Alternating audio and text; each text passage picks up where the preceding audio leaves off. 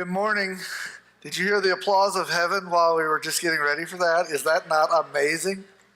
Hey, I've got about a million things to jump through really quickly, but I just don't want to miss this opportunity that sometimes I've got so many things on my mind on a Sunday morning, and to sit through the last 8 or 10 minutes of our worship time together with these guys on stage, and for me it just stirs my heart. I can put on a pair of headphones or turn on music in my car, but there's just something unique about being in a place where a whole room full of people engage with God and let God, and sometimes I don't even know what to call all that. I mean, that feeling that, and some of you guys, I know you resound. I know the guys on stage don't want that to ever be about them, but about God. But man, I don't want to take for granted what we get week after week after week, because there's people all over the world that would die for that opportunity. I'm just grateful. Aren't you guys grateful that we get to do that? I am. I'm grateful for you, but mainly for me, because in the end, I'm very important in my own life. My name is Chris. We're jumping into a series, second week of a series called Freeway. I want to start out by asking this question, and please don't start an argument with it, or if you start it, wait till later to let it play out, because we feel like agitating people is one of our gifts here at Journey. And so here's the question. Do you deal with any really controlling people? Like controllers, like people who control too much? Maybe, do you ever see one in the mirror when you get up in the morning and look at it? Yes, I realize that I've got this issue too. I was going to say that. Wow, I get the point. Do you follow directions well? Well, this morning, it's kind of what we want to talk about, some very difficult to follow directions we want to throw towards you. Here's where we start. And by the way, if you have this issue, I want you to be ready. I want you to know what to do if you're attacked by an anaconda. That's happened a lot lately in West Tennessee. And so if it happens to you, if a snake larger than you attacks you, here's some good rules to follow. Can you follow directions? If you're attacked by an anaconda, do not run. The snake is faster than you. I don't know if that's true or not. I don't know if any of these things are true. I just read it because I found it. But it says don't run. The probability is I do not follow that direction. But if you do, lie flat on the ground and put your arms tight to your sides and your legs. Let them be tight against you. Let them be stiff and straight.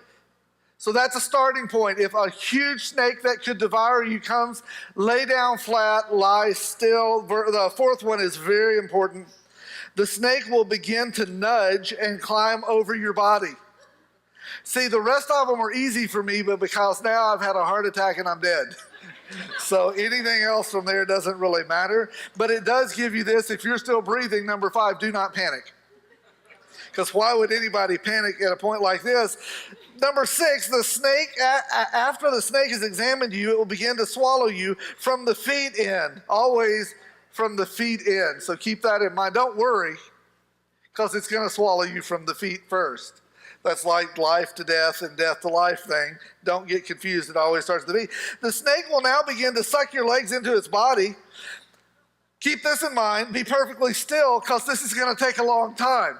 I didn't want you to think this was going to be over quickly. It's going to take a while, because swallowing a human being is often a slow process. Number 8 says the snake, once it has reached your knees, this is when things start changing. Slowly, and with as little movement as possible, reach down, take your knife, and very gently slide it into the side of the snake's mouth, between the edge of his mouth and your leg. And then suddenly rip upwards, severing the snake's head. That's very important. Calm, calm, calm, sever. See what we did there? And then the things to remember, number 9, be sure your knife is sharp. Oh, and just in case, make sure you have a knife. If you do not have a knife, this strategy will not work for you. It's a bad strategy. It's often called lunch. And that is not a good thing. Can you follow directions well? Can you lose control enough? Really, we want to jump in today. Jeremy started us last week on a series called Freeway, and it's how to live life the freeway. And it talked about that throughout our little world in America, we have this whole interstate system, and the purpose of the interstate system is to help you get from point A to point B without so much congestion, without stops and starts, without interruption. That's the goal. That's what everybody wants. That's why they built the bypass in Jackson. Because, see, that way you can get right around Jackson and have no stops or starts or any interruptions. Now they need to build the bypass for the bypass around Jackson. And by the time they finish that, they'll build a bypass for the bypass for the bypass. But the purpose when it started was to build a way around to get from point A to point B. Most of us in life would love that. And he gave us the beginning of that last week. He talked about guardrails. And guardrails, simply put, were those things that are put in a safe area to keep you from going where you don't ever intend to be. They're not put to keep you from doing something you want. They're put to keep you from destroying your own life. And he finished with this challenge, and I hope you've thought about it. I thought about it all week long. He said, what are you flirting with that if you don't do something could lead you toward disaster? What are you flirting with? Identify it, find a friend, and together figure out, how do I build this guardrail? He gave us great examples, good stuff last week. Today I want to jump in where he left off, and I want to talk to you about a second piece of the freeway. I want to talk to you about alignment. Now, if you have a car, when you buy a new car, it's supposed to be aligned. That means the way the car and the frame and the chassis of the car are set up, the way the wheels are pointed, it's all one direction. When something is out of alignment, it wears everything out way too fast. It also makes it really dangerous to drive. It constantly pulls you, but it never pulls you towards something good. When things are out of alignment, the two options, it's going to pull you toward the side of the road where you'll run off, or it's going to pull you toward oncoming traffic. Either way, that is not good. You have to fight to stay in your lane when your car is out of alignment. You don't have to try to get a car out of alignment. All you've got to do is drive down the interstate. Because sometimes that will do it for you. Leslie and I and our sons a bunch of years ago lived in East Africa. We're missionaries in Tanzania. Right when I moved, I took a trip, or right before I moved, I took a trip on a bus that looks like that. I only did that once and lived to tell about it and decided I should never do it again. The buses there often are filled with people. This is a really small version, but all of the things on top, and then sometimes there'll be 40 or 50 people on top of that stuff. You don't have to pay as much for the open air seating, but you still have to pay. And they flip a lot and kill a lot of people. And I remember looking at buses sometimes as you're driving down the road, and you would look and you would go, something doesn't look right. It would be like running this way. Matter of fact, I saw one day, and the front corner of it was over the middle line, and the back corner of it was over the outside line. That's how out of alignment it was. Every few hundred miles, they probably had to replace the tires. Well, I want to talk to you. I don't really know about the alignment of your car, but I do know that when our life gets out of alignment, it adjusts everything in a bad way. One of the things that I figured out, that the goal of alignment isn't to get all your wheels pointing the same direction. The goal is to get everything pointed the right direction. Often what we want to do is you can have everything pointed one direction and the direction be wrong. But there is actually in a vehicle a center line to the vehicle. And the goal is to line up with that. What we line up to when we're aligned is a really big deal. Well, there's a passage in the Bible that gives a great example of someone way outside of alignment, somebody way inside of alignment, one healthy, one unhealthy. The Old Testament is basically just this history of the people or the nation of Israel. And as it goes back, it's a history book as we read through. One portion of that history, or there's these people who have come and taken the Jewish people captive, not all of them, but many of them. And in Daniel 3, we find a story where just a few young men have been taken. They've been taken from their little world, from their parents, from their families, from their culture, from their language, from their food, from their school, even worse, from their God. And they've been snatched. So really, they were abducted, taken to a faraway place. The faraway people said, you'll do what we say, when we say, how we say, and we're going to make a better version of you. It didn't go over well with anybody. I can't imagine if you're just a kid and you're abducted and then forced into something new. The resentment and the fear and the loneliness and all that went with that. The person who led that charge was a guy by the name of King Nebuchadnezzar, King Neb. I like to call him K-Neb because that's just how I roll.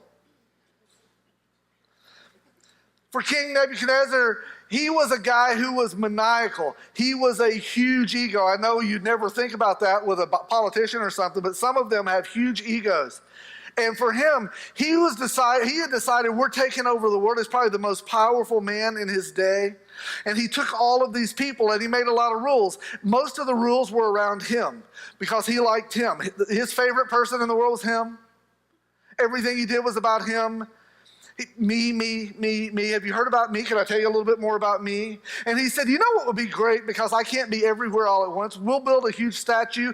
What can we build it of? And they did a little brainstorm session, and they came up with this. He said, how about me? How about a statue of me? About me. And here's what we'll do. We'll put it out, and we'll hit a little Spotify drop, and when that happens, everybody will stop and drop, but they won't roll. They'll worship. Stop, drop, and worship. And you know what they'll worship? Me. Because why not? Who else? Better than me. And so that's what happened, and the people did it. And now we've got our 3 young men that have been thrown into this world that they didn't ask to be, and they've been told you'll worship something different than your God.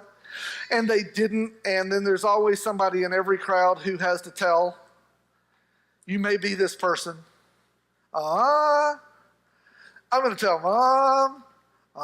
He's not following the rules. Well, there was some of those people that went to Caleb and said, hey, you know the Jew boys? I don't think we should have ever brought them into our country. Don't like the Jewish people. They're ruining everything. And those Jewish boys that you brought in, they didn't worship. They did not stop. They did not drop. They did not worship. And we played the song twice. And you better do something. And Nebuchadnezzar went ballistic. He yelled and screamed and said words, and it was all about him. And that's where we find ourselves in Daniel 3, verse 15. That's what's on your screen. He calls them in and he says, here's what we'll do. I'll give you one more chance to bow down and to worship the statue I have made. And when you hear the sound of the musical instruments, but if you refuse, you'll be thrown immediately, not later, do not pass go. You'll be thrown immediately into the blazing furnace, not just a furnace. That would be ridiculous, but it'll be a blazing furnace. And then what good or what God will be able, he asked this ridiculous question, what God will be able to save you?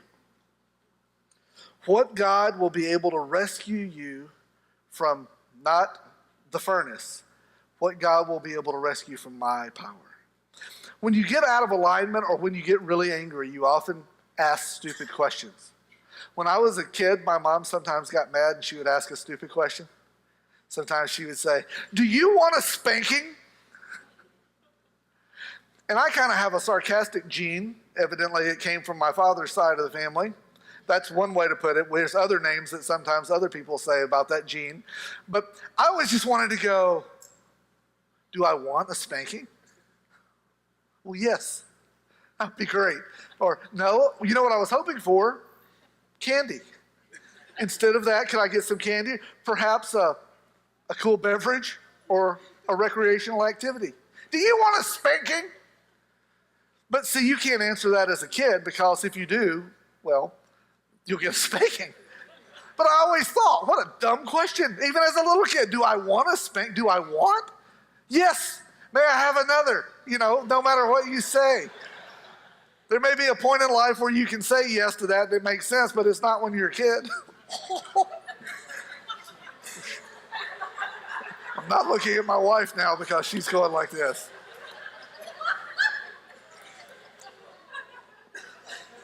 The only person in the room who doesn't feel uncomfortable is Jeremy, and he's going, yes, we've corrupted another one.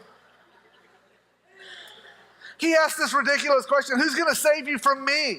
You do what I say, and if you don't, or else, and who's going to save you from me? And what I love about these guys is they had an answer, and they had an attitude, and I like answers, and I like attitudes. So Shadrach, Meshach, and Abednego replied, O Nebuchadnezzar, we do not need to defend ourselves before you. If we're thrown into a blazing furnace, the God who we serve, you ask the question who? I'll tell you who. The God who we serve is able to save us. He will rescue us from your power. And then he finishes with this. They finish with this. Your majesty. You ask who? He will. That's who. Sir. Mic drop. What a great moment. I don't know if you're supposed to be smart aleck as you're a kid in front of a crazy king, but He didn't realize something. He thought he had all the power, and what he didn't realize is you may have a lot of power, but you don't have all the power. Everybody in life at some point realizes they don't have as much power as they think they do. One of the hardest things in life is recognizing there is a God and I am not him. That there will be something in my life. I heard a story about a mom who sat down with her son one day, and as they sat down, she said, "Hey, how you been?" And he goes, "I haven't been very good. I'm very unhappy." And she said, "Well, son, why are you so unhappy?" He goes, "I'm very disappointed." And she said, "Well, what's disappointing you so much?" "I'm very discouraged." And she said, "Well, son, I'm sorry you're so discouraged and disappointed and unhappy. What's going on?" He goes, "No matter what I do, it doesn't seem to be good enough. No matter how hard I try, people aren't satisfied. I'm just very discouraged." And she said, "Well, son, I don't know what I can do." And he said, "You know what I love? I'm just thinking, when Daddy comes home and the garage door goes up and he comes in the house and I'm upstairs, he always yells, 'Daddy's home.' I love that.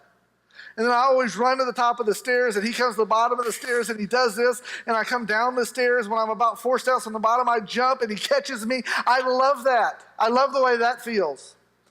And she's like, "Well, son, I understand, but I've got some bad news." She said, "You can't play Daddy home anymore." The son was crushed. He was like, "Well, why not?" And she said, "Well, I want you to know it's not because he doesn't love you, because he does. He loves you so much. And it's not that we won't always be there, or he won't always be there for you, because he always will. But son, it's just that you're 48 years old. And he's 71. And his arms, they're just not that powerful anymore." There's a point in everybody's life where they realize that I have hopes and dreams and I'm going to try hard. And a lot of us have believed a lie that was told us, sometimes by people who loved us, and sometimes we've told it ourselves. Here's the lie: you can be anything you want to be. If you just try and believe in you enough, you can do anything you want. And you know who that's good for? Children who haven't been there.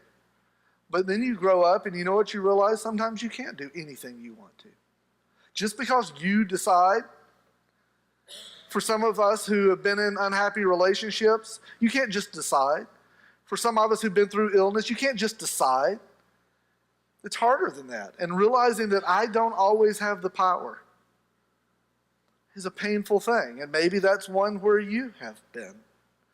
Every pair of arms is going to wear out one day. Every human being is going to find their limit. Even really smart, really clever, really hardworking people. Nebuchadnezzar is going to find out that he has a limit one day too. For all of us, there will be an enemy. There will be a problem. There will be a diagnosis. There will be a disease. There will be a loss. There will be age. There will be death. But the good news is that God's arms have not lost any of their strength. That there is someone. It's just not me. We live in faith, not in fear. Every day so that we can face whatever comes our way, no matter what the problem is, no matter how deep our discouragement, no matter what the emotions that I wrestle with, because the God I serve is able. It's important. It's kind of a big thing. The good news is the God we serve is able to reconcile broken marriages. You know how I know? Because I've seen that happen. I've experienced that. It's not just words. I'm not able, but he is. The God we serve is able to free people from horrible addictions. You know how I know? Because I've seen that happen. I've experienced that. The God we serve is able to heal damaged bodies. He's able to forgive darkest sins that we could ever experience. He's able to provide for greatest needs. He's able to give us supernatural wisdom. He is able to meet whatever our greatest deal, but he can only do that when I begin to align myself with him and trust it's his power, not mine. So there's 3 things I just want to leave you with today that we'll call them big deals because they're big deals. So big deal number 1 is simply this. They're super simple. I know he can. It's what these young guys said. Who can save us from your power? Well, I'll tell you who can save us from your power. Sir, he can. I know he can. They didn't focus on the size of the furnace, but the size of their God. It meant they could not spend their time saying, why has this happened? Or what are we going to do? They had to keep focused on the one who could provide what they needed. I know he can. That may sound insanely easy to you, but if we could remember that every day, it would change the way most of us live. And I hate to be overly demanding of the crowd, but I wonder if you would just say those words with me. You ready? I know he can. Would you do it one more time? I know he can. That may not be a big deal to some of you, but for some people in the room today, that needed to be said. Just to remember. It may not be a breakthrough. Oh, I didn't realize that. But for you, maybe it just is a good reminder. For me, sometimes I just need somebody to say, shut up and sit still. I know he can. And that's a big step. It's a big step in alignment. The second big deal is a lot like the first big deal, but a little bit different, equally simple. Second big deal is this: I hope he will. I know he can. That's faith. I hope, that's hope. I hope he will. The truth is, God said we could come to him and boldly ask for whatever we wanted to ask. Here's the crazy thing about these guys. Do you think they haven't been asking? Do you think the day they were abducted from their home, they didn't say, God, help? Please help. For the love of you, help. What are we going to do? Help. Set us free. Help. Give us something. Help. And here's the crazy part. God hadn't said yes to any of those. They weren't super heroic. I know sometimes you may go to church and people say, if you just have enough faith, God will do anything you say. That's a lie. He will not. The guy who wrote half of the New Testament had these issues. And he went to God and said, if you would just remove them from me. And you know what God did? He said, listen, I'm going to allow my grace to be enough for you to endure those. I don't get why. I don't understand why sometimes. I know he can because he's God, and I hope he will. That's the prayer. Come boldly with hope. You know he can. You hope he will. Verse 18 says this. This is when these guys took a little turn. It said, verse 18, but even if he doesn't, Nebuchadnezzar, we want to make it clear to you, your majesty, that we will never serve your gods or worship the gold statue you've set up. We know he can, and we hope he will, and it brings us to big deal number 3. But even if he doesn't, I'll trust him still. I know he can because he's God, and he made you, dude. I know he can because he made furnaces, sir. Before there was fire, there was God, so I know he can. And I don't know what you're facing in your world today, but before there was a you, there was a him. And he saw you coming, and I know he can. And it's perfectly okay if you say, God, I hope you will. But alignment with God is not getting God on our team. It's not saying, God, here's what I want. Now please do it. Get on my team. This is my deal. If you just come with me on this deal and make it work, I'm going to do it and pray, God, you make it successful. It's just the opposite. It is saying, God, I know you can and I hope you will. But whether you do or not, I'll trust you still. Well, that's a full grown-up thing to have to say. It's easy to go to church and say, woo, we love Jesus. Yes, we do. We love Jesus. How about you? It's no bubblegum church, no bubblegum faith to go, God, I know you can. That's easy. Woo! Sing a song. Have a moment. I hope you will. Woo! But even if you don't, I'll trust you still. Sometimes the question I get in that is, Chris, how can I trust God when he doesn't make any sense? We ask questions, but sometimes they're not questions. We ask questions like, why would God let that happen? And we're really not asking a question. We're making a statement because we're ticked at God. You ever done that? Man, I have. Many times. I'm embarrassed. We say it in ways like this. Well, why wouldn't God do that? He's a child. She's my mom. Why wouldn't God make them better? Why wouldn't God? If he can, why wouldn't he? And you know what it infers? That I could answer that. And here's the hard part. I can't. Sometimes we think if it doesn't make sense, that means the same thing as it doesn't make sense to me. Sometimes when we argue with someone, our spouse or someone we love, and they say something, you go, well, that doesn't make sense at all. And they're like, well, I'll explain it again, because that's the very nature of arguing, is you repeat the same things over and over, but with different words and sometimes more loudly. So I'll tell you again. And it's like, but that doesn't make any sense at all. Then you'll tell them again. And you'd say, why would anybody do that? Well, I don't know. I didn't devise arguing. I just participate. But sometimes the statement shouldn't be that doesn't make sense, because the person saying it makes sense to them. The statement isn't it doesn't make sense. The statement is that it doesn't make sense to me.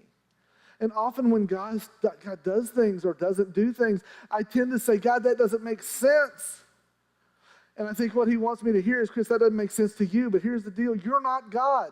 There's only one God in this conversation, and it's not you. And I don't like that, because that means I got to let go of a lot of control. And instead of getting God to align with me, it means I've got to align with him. And by the way, I'm not the first to have to do that. The reason I can trust him is because there was a point in the history of the world where he looked down and said, those people have no chance, and he gave his only son. And the reason I trust him is because he gave his son. And that kind of settled the deal, can I trust him or not?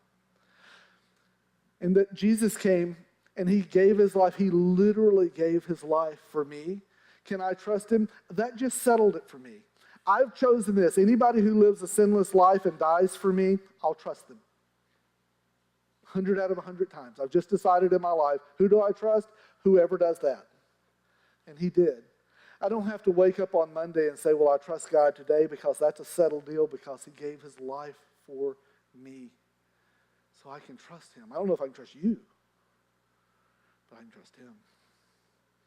You don't know if you can always trust me, but I've not given my life for you. He is worthy of our trust, and I know he can, and I hope he will. And even if he doesn't, I'll trust him still. So maybe you're in a relationship, and the truth is, you know you're nearing crossing some lines that are incredibly unhealthy. Maybe you know you're in a relationship you shouldn't be deep inside, if the truth were told, but one of your greatest fears is you'll be alone. What if I can never find another? What if I never find another one as hot as this one? What if, but deep in your soul, and you say to God, please just make it better, please just make it better, and you know what to do, and the prayer should be, God, I know you can, and I hope you'll make this all right, but even if you don't, I'll trust you. I will not bend a knee and compromise in this relationship. It's alignment with God. Maybe it involves your finances, and they're going really badly, and you're deep in debt, and you say, I know our God is able to provide, but even if he does not, maybe it's your job and you're frustrated. God, I know you can make an easier way, but even if you don't, what are you going to do if he doesn't? Maybe it's your health and you're in a really precarious situation, and some of you live with pain every day, and your prayer is so genuine, and you say, God, if you could just take this away, and he has not. And you're frustrated and you're weary, and I know there's people in this room who pray this prayer, God, I know you can, and I hope you will, but even if you don't, I'll trust you still, because here's the ugly truth, that sometimes God gives people a hard calling. Sometimes you look around and go, what's up? That guy's a moron. And he just seems to skate through everything in life. I've got more faith. I fight harder. I work harder. I care more. And why can't I be like that? I don't know why. We all understand this, that God gives some people a harder calling. I've pastored churches for the last 30 years of my life. Sometimes you just watch some guy, he couldn't lead his way into or out of a paper bag. He's a horrible speaker. He doesn't have a clue, and God blesses, and you're just like, what the heck? That's what you got to say because you're a pastor. What's up with that? And then there's some insanely talented people who God puts somewhere, and they serve their brains out, and they never get put on TV, and they never have a building with thousands of people. You know why? Because sometimes God just gives people a hard calling. I don't know why. But let's tell you, some of the most important, some of the most crucial, some of the most faith-filled people in the world are the ones who can say, God, I know you can, and I hope you will. But even if you leave me here, I'll trust you. I'll wake up tomorrow and I'm going to trust you again. And if it goes my way, that would be great. But even if it doesn't, if you did not spare your own son, maybe you're somebody who deals with depression, and there's this blanket that seems to just weigh you down day after day. And you have begged and you've prayed in the darkest night and said, God, please take this from me. I know you can, and I hope you will. But what if it doesn't? What if the rest of your life you're going to have to face that? And I just want to tell you, he is able to help you persevere. Even if you don't, I'm going to trust you still. Because it is not faith until we take the stipulations off. I'll trust you if. When things happen good, we go, isn't he a good God? And then when things are bad, what the heck? And I just want to tell you, the same God that loved you on your best day, he loves you on your worst day. And if you're a friend or a parent and a kid who's far away and your heart is breaking, if you've been hurt by somebody that you love that was close to you, and they abandon you, or they've hurt you, or they've rejected you, and you say, God, I know you can make all that better, and I hope you will. But even if you don't, I'll trust you because I know you will not abandon. You will not reject. I just want to tell you, alignment with God will change your life and allow you to live a free way. And it is worth the pain of I know you. Would you just say that with me? I know you can. I hope you will. But even if you don't, I'll trust you still. So God, that's our prayer to you today. For some of us, that may not be as hard as others right now. But I know you're good. And you have settled the issue of my trust. Thank you for giving me what no one else could. For giving your life. For giving me hope. For giving forgiveness. And I'll just say in front of all these people that I don't understand you, but I know you can. And I hope you will. But you owe me nothing else. And I trust you still.